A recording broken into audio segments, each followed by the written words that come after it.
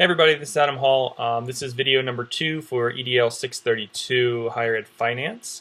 I'm going to answer 3 questions that Dr. McClure posed to us today based on kind of my understanding of the information and my kind of thoughts on the presentation or the material so far. So far there's not really anything that's really catching me off guard that seems like I don't understand or need to develop a foundation on.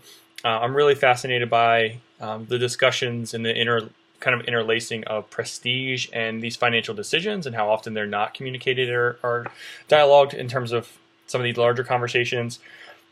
I am most recently fascinated by the outside agencies and corporations that are designed to help streamline higher education processes and make money go farther. And it's interesting that they cost millions upon millions of dollars sometimes, and that is somehow not accounted for necessarily of making money go farther. So I seem to agree with Dr. McClure's evaluation and skepticism of these organizations because of how much money they cost and often how they problematize issues of higher education without any real solutions. I was really fascinated to see the different agencies all identifying very similar issues, but arguing that they have different core concerns and different core rationales, and then them providing some semblance of a solution that doesn't really even seem possible. So I think that's one of the most interesting pieces as well for this higher ed finance class is how we're trying to address the issues of cost and budgeting. I'm absolutely fascinated by the impact of striving behavior and where it actually costs money, whether it be research or faculty or student services. In the research paper that we were asked to do recently, I found that there was a huge jump in student service investment over a 10-year period, but it still was only a small 3-4% of the total expense budget for salary and wages.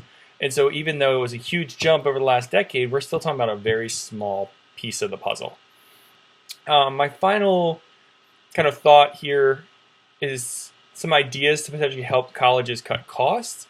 Often I think of a governance model that really is focused on the unit. So really kind of decentralized processes where individuals can really look at their budgets, look at their needs, and evaluate them with conjunction with some central focus in that work. So I think that's also a really big piece to consider. That I think that the destructured, decentralized budgeting process, and then it becomes more centralized as it goes through the ranks of the bureaucracy of higher education. That to me is one of the better ways for us to really get a hold of what the needs on the ground are, and then how do we prioritize them over time. I think that the democratic and shared governance processes of higher ed really need to be almost taken further than they have been over the last 10 years, especially in states like North Carolina, where it's such a big influence for us on the budget.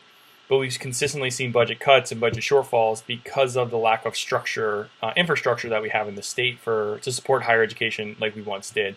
So I think that there are some things there around reevaluating how we actually talk about our morals and values and actually holding to them when it comes to making decisions around budget and finance, and allowing the institutions of higher learning to really make those decisions, and not politicians who really in the long run don't necessarily have the best ideals for what higher education could be or should be, knowing that our workforces are changing, knowing that most of the jobs that will exist in the next 10 years haven't even been developed yet, and are going to require students to have advanced degrees in some capacity. So those are just a couple of my thoughts that I think we need to really reinforce higher education's work, allowing higher ed to do their thing, and really as allowing politicians to kind of pump their own brakes, to think about how we should continue to structure in the public sector specifically. Most of my examples have been the public sector in this example, but also to reevaluate how private institutions are also restructuring and refunding, and to not discount